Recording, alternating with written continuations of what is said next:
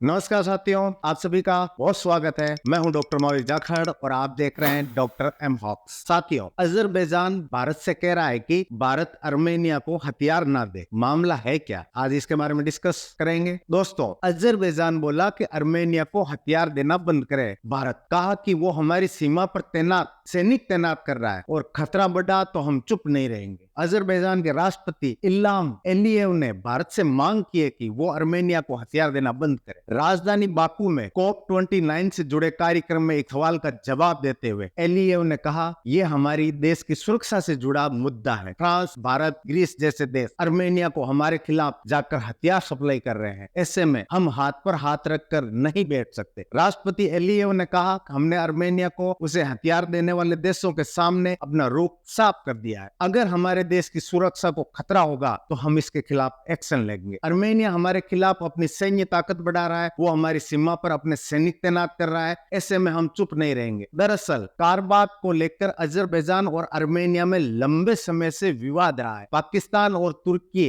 Azerbaijan को खुला समर्थन और सैन्य सहयोग देते हैं। इसके बदले अजरबैजान कश्मीर के मुद्दे पर पाकिस्तान का समर्थन करता है। पिछले साल भारत में मौजूद अजरबैजान के राजदूत अशरफ शेकालियेव ने कहा कि पिछले 30 साल में अजरबैजान कश्मीर पर पाकिस्तान का साथ देता आया है। ऐसे में भारत ने पिछले कुछ समय में अर्मेनिया के साथ रक्षा सहयोग बढ़ाया है। भारत ने पिछले साल जुलाई में अर्मेनिया को पिनॉक रॉकेट लॉन्चर का पहला शिपमेंट डिलीवर किया था। पिनाक की डिलीवरी होने की खबर सामने आते ही अजरबैजान में राष्ट्रपति के सलाहकार हिकामत हाजीएव ने भारतीय राजदूत से मुलाकात की। इसी दौरान उन्होंने भारत अर्मेनिया में बढ़ते रक्षा सहयोग पर चिंता जताई थी। अर्मेनिया और भारत के बीच एक और डिफेंस डील है जिसमें फ्रांस भी पार्टनर के तौर पर शामिल है। इसके तहत भारत अर्मेनिया को देश में बना एंटी एयर सिस्टम आकाश एक्सपोर्ट करेगा। हवाई हमले रोकने वाले इस सिस्टम में तोप, गोला बारूद और ड्रोन शामिल है। इसके लिए दोनों देशों में करीब 6000 करोड़ रुपए का समझौता हुआ था। इस डील के बाद अजरबैजान के राष्ट्रपति ने कहा था कि भारत और फ्रांस इस डील के जरिए आग में घी डालने का काम कर रहे हैं। इन हथियारों के बाद भी अर्मेनिया कारबाख वापस नहीं ले सकता। अजरबैजान ने पिछले साल सितंबर में नागोर्नो कारबाख इलाके पर कब्जा कर लिया था। अजरबैजान अर्मेनिया के बीच संघर्ष है क्यों? दरअसल नागोर्नो कारबाख इलाका 20 साल से भी ज्यादा समय से अर्मेनिया और अजरबैजान के बीच विवाद का कारण बना हुआ। कोई भी देश इसे स्वतंत्र देश के रूप में मान्यता नहीं देता। 1988 से दोनों यूरेशियन देश नागोर्नो कारबाख इलाके पर कब्जा करना चाहते हैं। ये क्षेत्र अंतर्राष्ट्रीय रूप से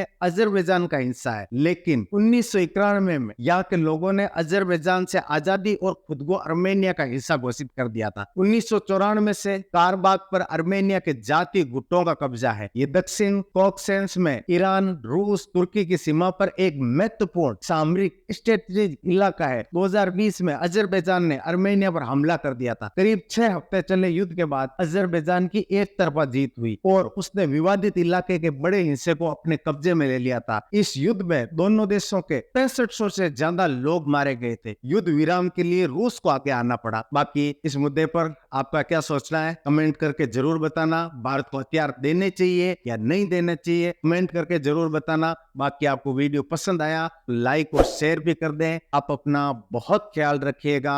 नमस्कार।